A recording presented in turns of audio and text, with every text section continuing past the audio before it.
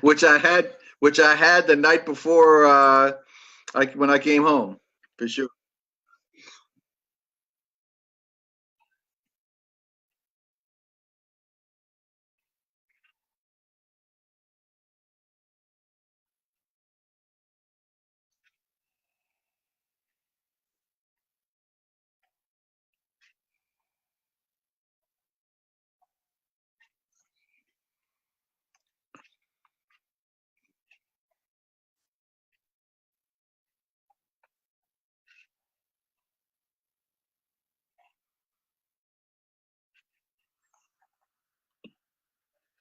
Yeah.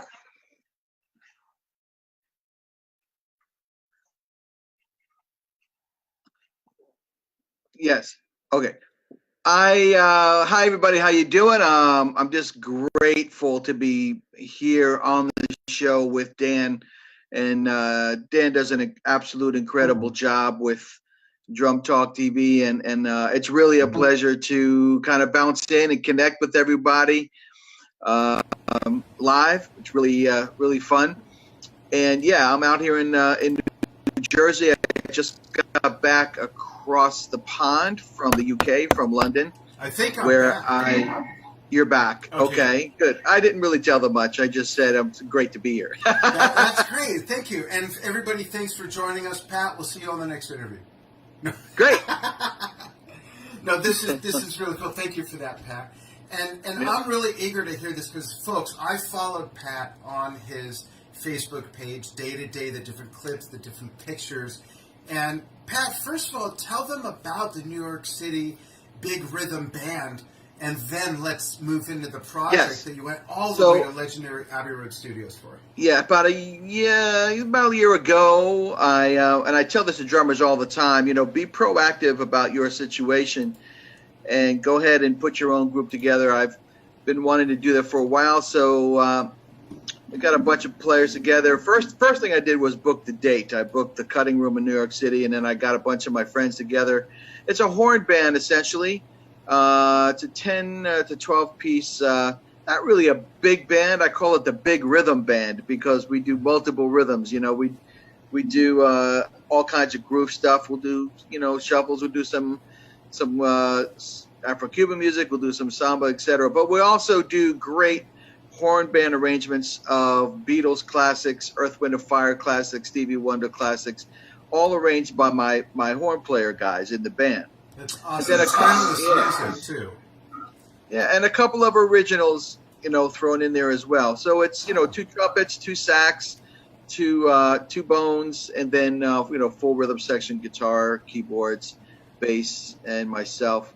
So we played a bunch of gigs around New York City and New Jersey. So I think it's time to cut the record. So me being, and this is one of the things where people don't know about me, that I grew up with the Beatles since I was age 5, 6 years old, and loving the music and playing along to everything Beatles. So Ringo was, my first hero, as many people, but I played the records religiously a couple hours a day for almost every day of my young life. So I put a Kickstarter together, and I got the budget together of what the minimum thing I would need to make this happen.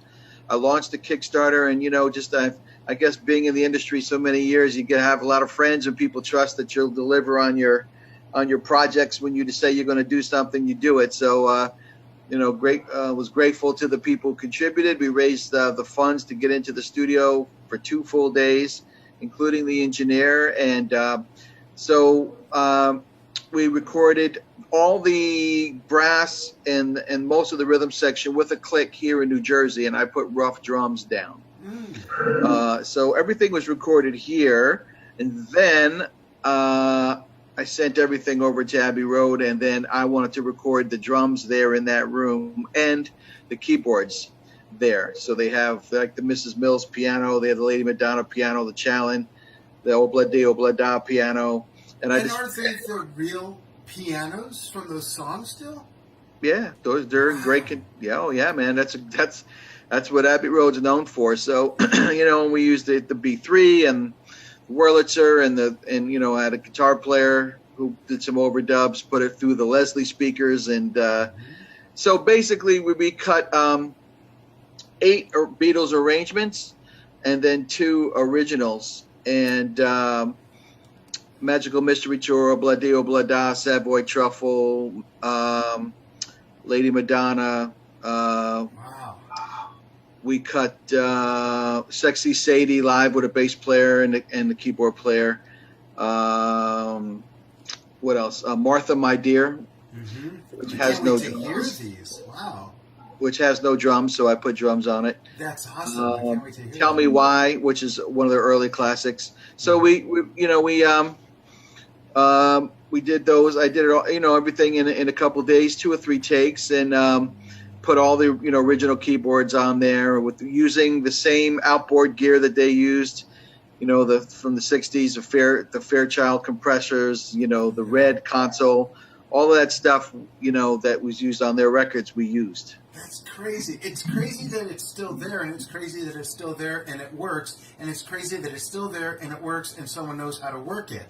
Yeah, that the engineers are great Right? there, man. They're very well trained in that stuff, and the room sounds incredible. I think we may have some video, but maybe you want to post it later on. Feel free to just go ahead and pop it up on the page or what have you. Sure. That might be cool. Yeah, in fact, let me show everybody. I'm showing the picture right now. As soon as it comes up, of you set up at your kit recording next to a picture of Ringo recording, and this is so cool. This is sort of a dumb, obvious question, but how did this whole experience feel? Were you so focused on your music that it didn't hit you till later, or is it still hitting you, or did it hit you as soon as you got there and made it hard to focus? Yeah, it hit me a couple times. It hit me when we got there, and I actually was doing an interview with Jonathan Mover. He came out to do an interview for me for his mag, and we were taking pictures first. So we had everything was set up. We were taking pictures. We went outside on the crosswalk. We did a crossing picture. We did some out just in front of the studio. And as I, we took some nice shots, and we got some action shots, and I was getting ready to take and stuff, and it did hit me when I sat down behind the drums and started playing, and I got a little teary-eyed, and I got a little, okay, let's just chill here for a minute, because that was basically the same spot that he cut a lot of the stuff, and Sgt. Pepper, there's pictures of him sitting right there, in that booth, and not a booth, but an open area in that corner of the studio next to the back door there, and it was just, it hit me then, and it hit me after everything was over, the last take. Last track, and we hit it. I had a keeper, but I said I want to do another one because I knew this was going to be the last one. And towards the end of that song, I got emotional, and at the very end, I just just kind of lost it a little bit, man. It's just, I know it sounds really silly. I mean, I've been in countless studios before, but not that one, and it's amazing. I gotta tell you, Pat, it really doesn't sound silly because it's one thing for that music to be the soundtrack of someone's life. It's another thing for that music to be the soundtrack of someone's life, and they've emulated one of the players and that music for a good part of their life. And then add the fact that you're recording a project with the influences of that musician or musicians where they did it. Where they did it. It's not silly at all. It's amazing. It really is. And I'm so happy that you had this experience. Yeah, and can't wait to hear the final it's going to be a cool project. And the project's going to have the play-alongs as well. Oh, really? That is so slick. Yeah, so it's going to have the full versions plus the play-alongs plus the charts. So for each that thing is and the not actual just part. for people who contributed to the Kickstarter. It could be for people finding out about it now. Yeah, it's going to come out in the spring, and it's going to be available probably on Amazon and maybe a few other places where you can. Yeah, if you'll get the package will include the play along tracks for each thing. So that's awesome. And the whole thing was videoed, so we had a stationary camera and we had a moving camera to document everything, including camera on all the piano takes. So we're going to be doing we'll have, of course, individual music videos for each track. And then I did a little lesson explaining each groove for each track too. So like a little, 3 or 4 minute little lesson. Oh, here's the groove that I played here. This is what I did in the bridge, and like that. So we try on again when it comes out, so that we can talk about it again. And I'd Most love definitely. to get it myself. Thank you, Dan. Oh, absolutely, Pat. And I'm excited about getting it myself and having something new to play to and all of that. Oh, it's So fun. that's great. It's fun. It's going to be real music. fun. That's what I wanted to do. I didn't want to make some, obscure here, dig me CD, watch me blow chops or whatever, I just wanted to play music and music that's dear to me. And, I was asked this question actually, Bo, when I was over there too, is how closely did you stick to, to Ringo's parts? I mean, I rented, or Ludwig actually rented this 64 kit for me. Mm-hmm. So I had a vintage kit. I could have used a newer one, but there's something about the older ones that's just been around the block for a minute, Yeah. It was 66, actually. It was a 66.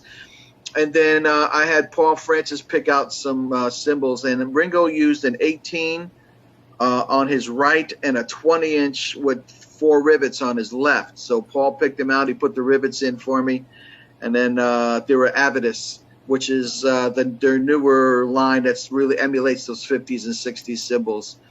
And I had 14 and 15 hats, but he used 15s live, but he had said that he recorded with his 14s. So that was my setup. So and then I just added my own kind of.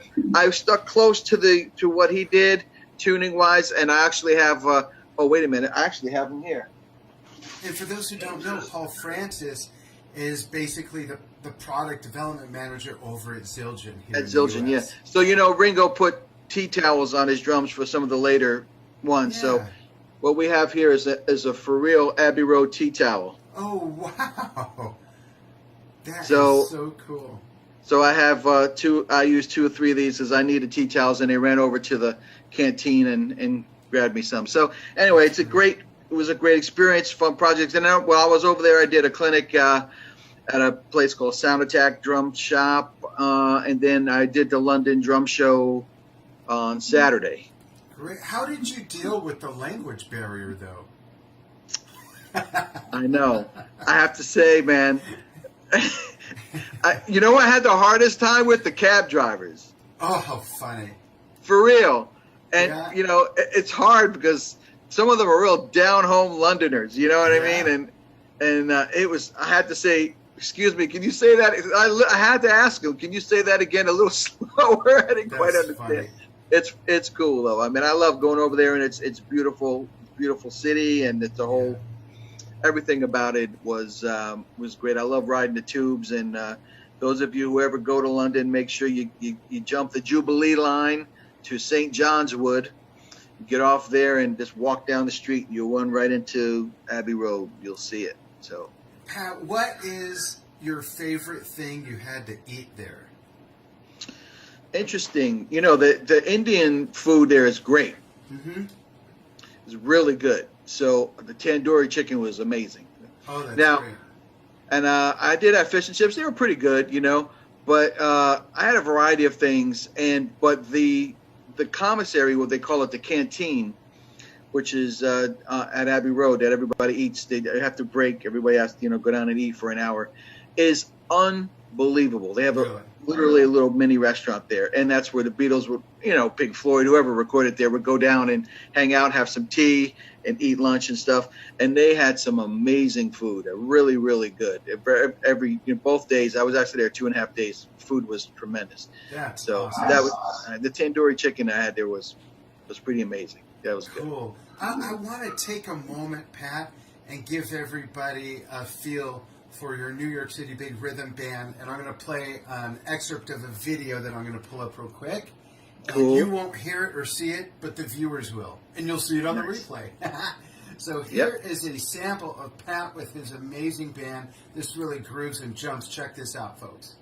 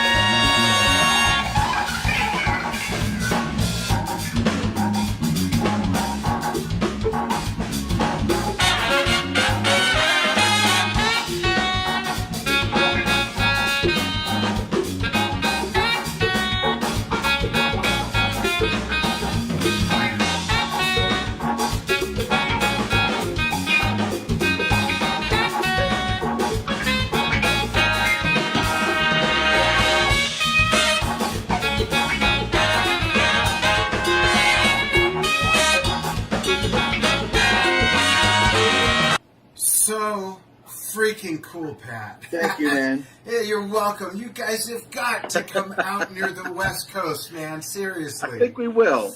That'd I think be we will, great. actually. If you can get out to Phoenix or Tucson, you're 100 miles from me. Either way, my wife will come. We'll spend the night. We'll do some filming. It'll be wonderful. We'll talk, man. We'll put it together because I'm going to go out to LA too. So we're gonna a couple different places. We'll do it. So when the record comes out, springtime, there'll be some other things I'll tell you about. I can't really mention yet. That's going to be what's happening with me. That's pretty exciting. So right on. That's great. And it's kind of all encompassing, if you know what I mean. So that's part of it. That's cool. And I'm going to make a little announcement, folks. We have something going on with Pat in the meantime that goes back to his years and years of experience with drum corps. And Pat is going to be our designated NAMM Show 2019 correspondent, covering everything drum corps. Instruments, sticks, heads, snare, quads, quints, everything. And hopefully get with some directors, some artists, some performers, as well as, of course, the manufacturers of all this great gear. So, Pat, thanks for committing some time to do that. We're really excited about that. It's going to be fun. And I think you haven't really done much of that, right? So I think this will be We've not done it great. in the level that I've always wanted to. So, for instance, myself and one other person on our team has done some interviews with some of the brands that do make marching snares and orchestral percussion, but I was never in drumline. Well, I was for a very short time in high school, but I never really had that immersive experience. Therefore, I can't speak from that experience, and I've always wanted a Pat Petrillo who has the experience, the immersive experience, to really talk about the instrument and talk with the brands about it from that perspective. You know, we always want to give the best interviews we can, and I feel that having your experience would give those products and those brands and that whole culture the best interviews. So that's why and I think that it's kind of mutually beneficial because, I started in drum corps at a really early age. I had a lot of experiences marching, really helped sort of propel my drumming and my career, and I ended up doing one of the first rudimental videos ever on video. So and I last year started a drum corps back here in my local area because I wanted to give back a little bit because we need more of this activity, not less, Right. So it kind of pulled me back in, and I still know a lot of the guys, of course, and the gear and what's out there. So I think,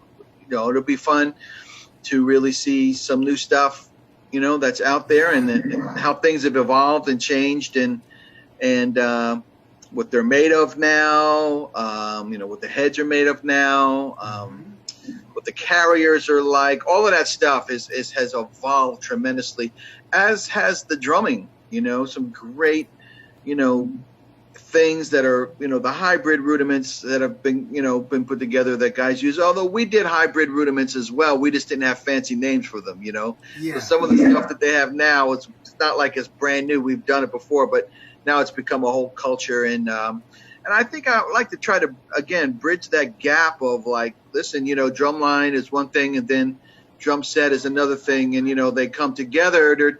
They're not really different. They're just one thing influences the next, and you just try to tie together the best you can, and it's music in the end, Right. It shouldn't be mutually exclusive. They should work together, I agree, and we really encourage. We do show quite a bit of drumline and drum corps videos, and I encourage those fans out there, Drum Talk TV fans, if you've been in or you are now, or you have kids that are in drumline, drum and bugle, drum corps, any Yeah, they aspect don't of that use whatsoever. bugles anymore. It's now it's basically That's true. it's all 3-valve brass instruments. So Yeah. Send us in those videos. There's a submissions portal on the drumtalktv.com website. In fact, Gilbert, please drop in that link for the submissions. cool. And even though we always have a monthly theme, you could submit anything you want outside that theme. For instance, this month, November, is prodigies on drum set, on hand drums, on marching snare, on anything. But if you have a blast beat video you want to show, if you have a funk video you want to show, if you have just a rock groove, a drum solo, anything, marching, it doesn't have to be within the theme. The theme is just kind of something that we push out there. That's really cool. It's fun, and I really, in the beginning, I wanted Drum Talk TV to really live up to its name and not just be about the rock stuff on the drum set, which I love. I mean, that's what I'm all about, is the deep, progressive rock stuff, the classic stuff. But we bring in the orchestral, we bring in hand drumming from all over the world, from North Africa, from the Middle East, from India.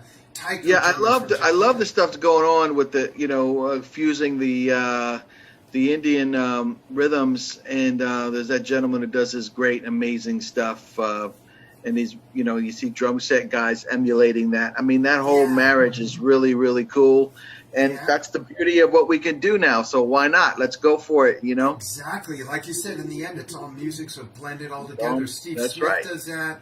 We just had Pete Lockett on, I think, about a week ago, who was doing all that stuff. And great guy. And it really, if you really allow your mind to just be open, you can pull from these other areas, just like you've pulled from your favorite drumming influences. You can now pull from different cultures and different genres of music that back before YouTube and back before Facebook, back before all this stuff, you might not have ever been exposed to tablas or the mridangam or taiko drums or any of that stuff. That's right. It's a whole different world now.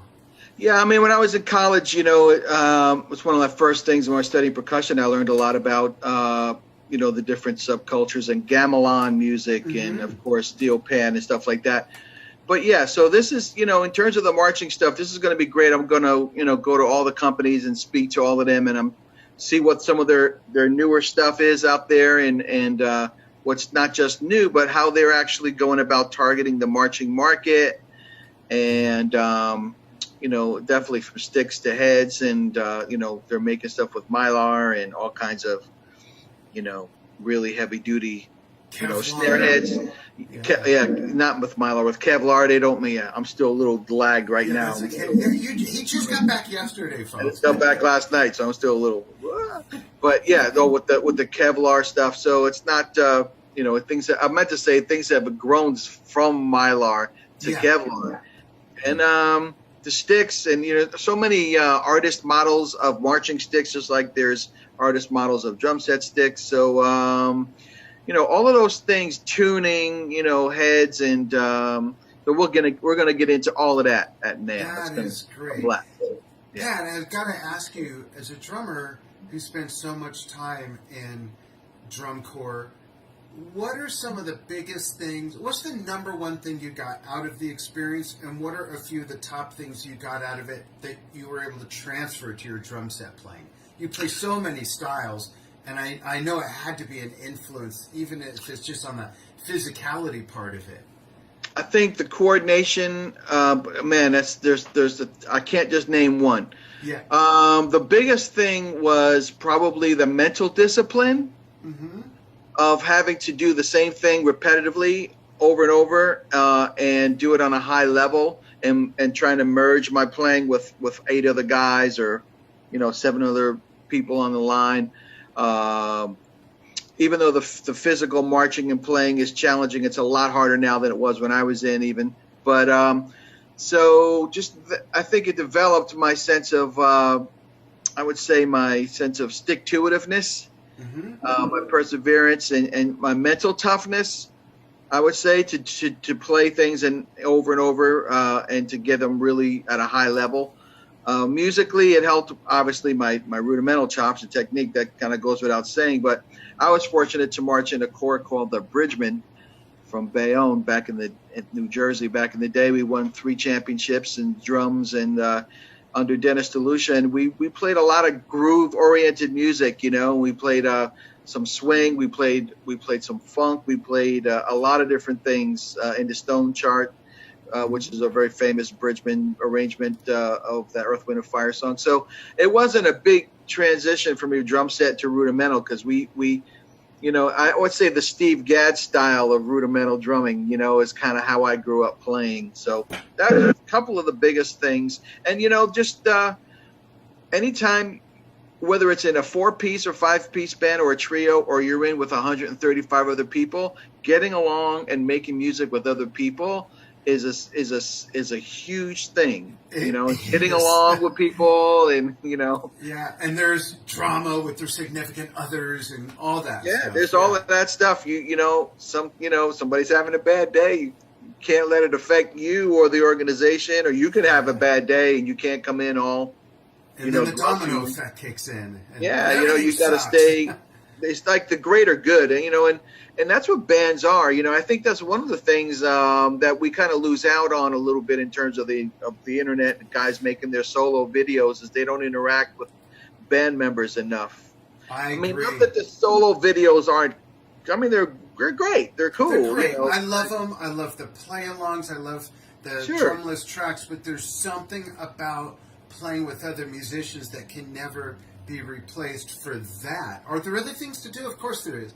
Of course there are. But there's nothing like playing with other musicians. There's a few people up here in my little mountaintop that I get together with once in a while.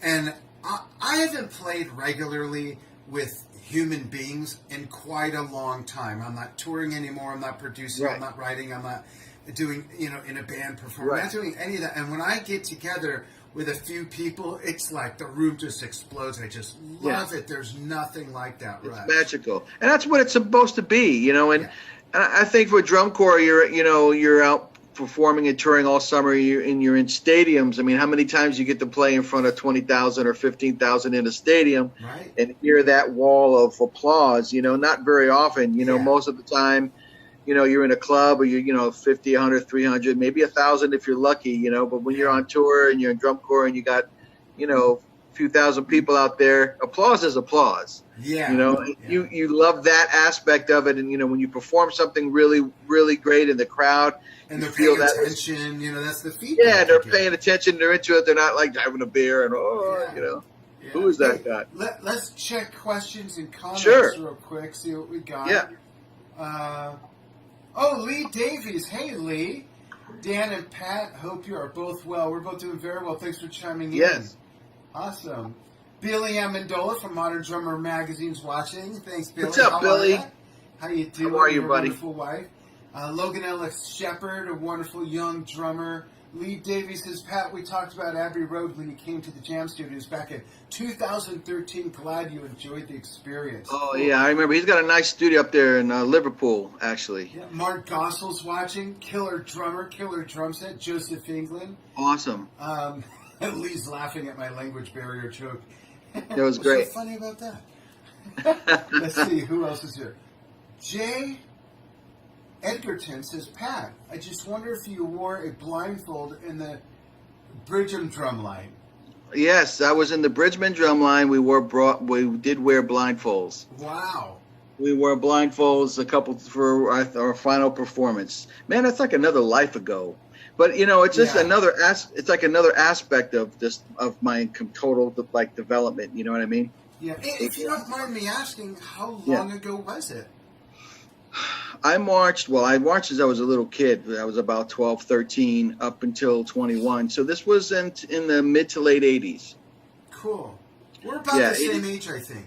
Yeah, 80, 81, 80. I was done in about 83, 84. So we're both 42. Yeah. I don't know how that's possible, and I just turned 25, but okay. I got a neat question from David Anderson. This is a good question. How does it feel with the horns behind you when you're playing on stage? Yeah,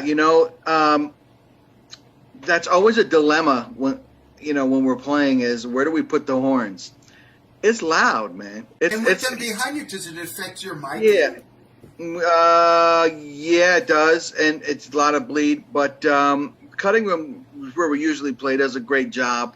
Usually, we haven't played a bigger place yet, but I tried to put them on the wings at first, on the left wing, stage left, because B3 is on the right guitar. Then I like to have the bass, what we call on the funk side, which is right on my left. So I have the bass player right there on my left, and then we wanted to put the horns in the wing so that it wasn't right behind my head. And then they were off stage, and I was like, well, I don't want you to be off stage. Get on stage, get behind me. I don't care. So I'll wear my in-ears monitors, so that's fine. So we're good, and I enjoy it. It's almost like drum corps all over again. You got the horns behind you blasting. Yeah, that's cool. They're all such good players. That video clip. I got great players. Don Harris, Chris Anderson on trumpet, Anibal Rojas on sax. Who else is in that video? Nick Finzer on trombone. On keyboards is David Cook, who is actually Taylor Swift's MD. Oh, nice. Keyboard player. So he lives in Jersey. He's on keys. Great. Who else? Great job with the beat. Yeah, it's good. It's a great band, man. Just Who's a great, on guitar great in that band. video? Oh, Tony Ormond on guitar. Greg Novick on bass. It was a good band. Awesome. Another question. Phil Adams asks, Pat, do you still keep in touch with Frank Otis? I never went to MSU, but I visited back in the day. Very impressed with Drum World. I went to Morehead State University in Kentucky on a music scholarship and spent 5 years, got a master's in music ed, and Frank Otis was my teacher. So thank you, Frank, for taking this Jersey boy who basically was a drum set player, a rudimental guy, and teaching me how to be a musician, playing in percussion ensemble, the jazz ensembles, all of that stuff really helped me tremendously, and he was a great teacher. And I saw him. I did a clinic there a couple months ago. I saw him. Yeah. That's so cool. Great guy. So thank you for that question. Yeah, and another question, and I don't know if there's a way or if there's time to really demonstrate this, but maybe you can give them some tips on resources for this or a way to follow you to learn how to do this. Raj Kanakar Ashish from Nepal is asking any tips on tuning the kit. He loved the floor toms in that video clip that I showed. Great. That's a great observation, because I have a 14-inch floor tom and I tune it like a 16. So the main thing I will tell, and I said it's in the clinic. Actually, I talked about this Saturday at the London Drum Show. So that question invariably comes up no matter what. How do you tune? Drums sound great. First of all, they're Ludwig. Secondly, that's just the way they're made. But I use Legacy Mahogany Series, and that's the kit that I actually hooked up with at the cutting room in New York. That's the kit you're hearing there. So it's a mahogany poplar, mahogany with 10-ply rings. Tuning is you tune the drum in the middle of the range of that size drum. If it's a smaller drum, you want a higher sound, get a smaller drum. So I use 10, 12, 14 generally, 22 by 14 bass drum. The 14 I tune, in the middle of the range, actually a little bit lower, so you get a nice thick sound. If you take a bigger drum and you crank it up, it's going to sound like a box. Yeah. So you don't want to do that. If you want a higher sound, you got to use an 8 or a 10. If you use a 10 and you tune the 10 up a little bit, you can only go a certain range, and it's going to start to sound real boxy. So it's usually about a crank and a half above the wrinkle spot. So you tune from the bottom head first. You put the top head on your leg and you tap around the bottom and you get the bottom head in tune. And really, it's only as one turn and a half above the wrinkle spot, and you're going to find a sweet spot right there, And it's awesome. Don't over crank your drum. So, it was funny because Steve Gadd was here in Jersey a year and a half ago or something like that, and we hooked up and we went and had some Starbucks, which he's a Starbucks nut.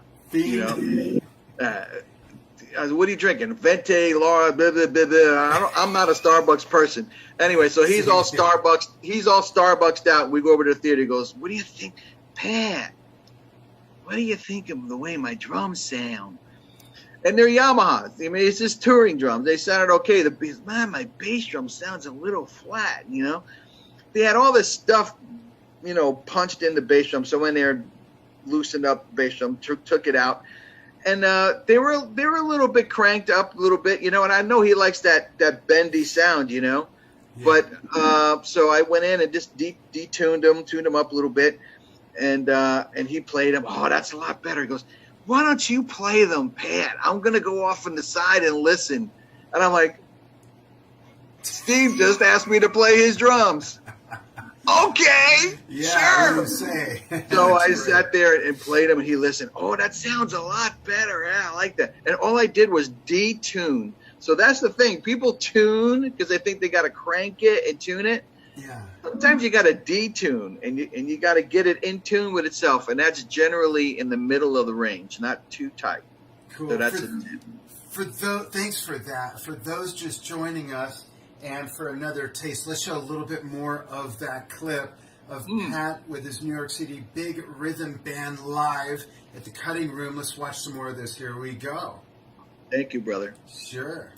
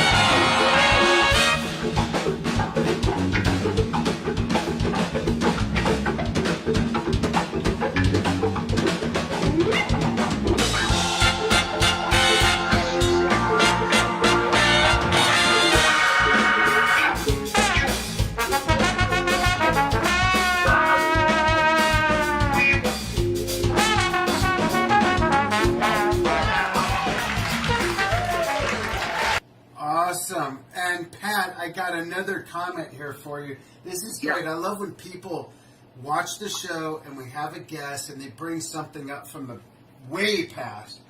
Fernando Bermudez Lores says, oh, super great, Pat. I have your videos on VHS from the years from the 90s. I like your lessons. Saludos, amigo. That's Saludos. Awesome. Saludos. Again, I'm only 25. I don't understand how that's possible. I don't know. I don't care. So, you know, again, you know, the whole thing with the, you know, and I had thinking about it is having, you know, when Rob Wallace asked me to make that video, 87, 88, it was one of the first. It was only the two Gads, I think the two Steve Smith, maybe the Jocko video. There was maybe only 10 videos out at that time. Mm-hmm. So I taught a lot of people how to play the rudiments over the years from that, you know, and it was one of the top selling videos. And then, you know, other products that, you know, Learn to Read Rhythms Better that I just came out. Also, Hands, Grooves, and Fills, which is a Hudson thing that is, and Drumeo now is distributing some of that, you know, and I'm still on Drumeo, you know, pretty much once a week and doing some of that. And you know, those guys do a great job. We have some new projects coming up for the beginning or so of the year.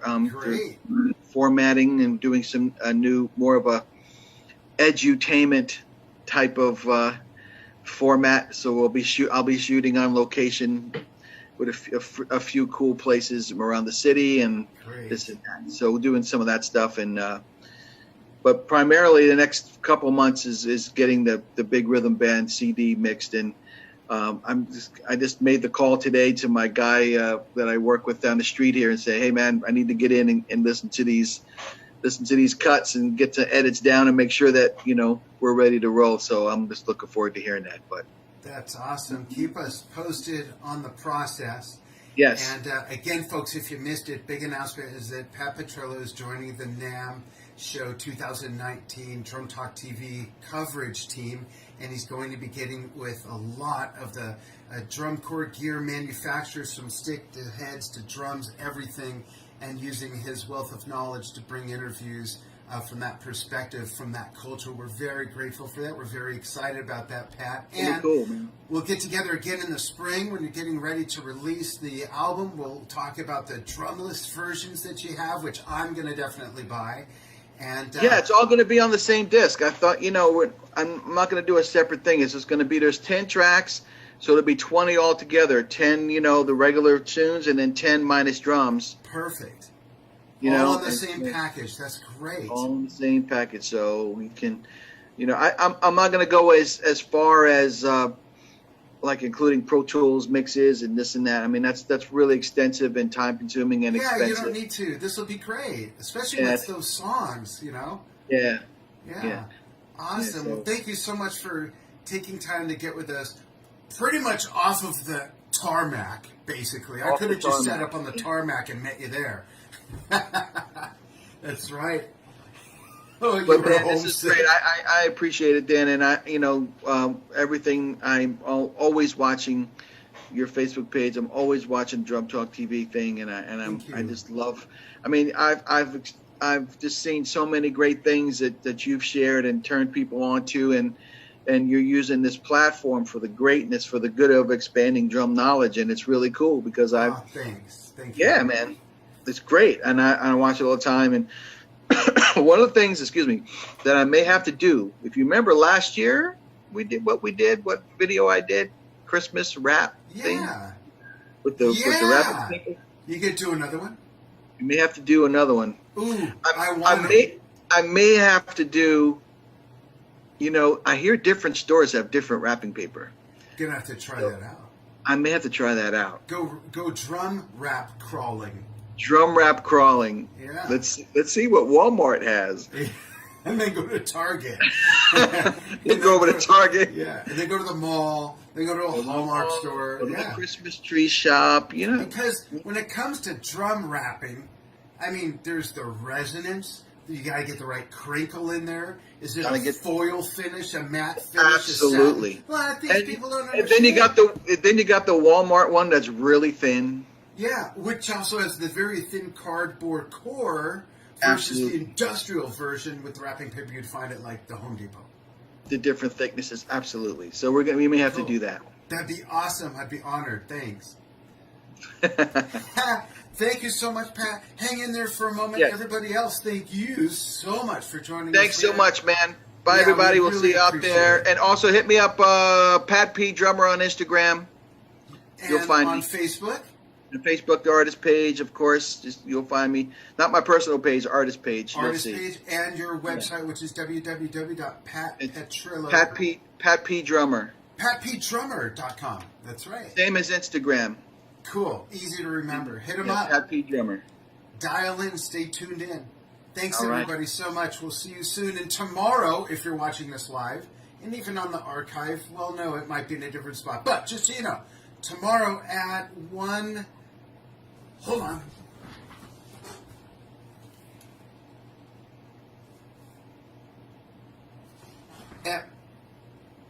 I'm tangled up now. At 1:15 p.m.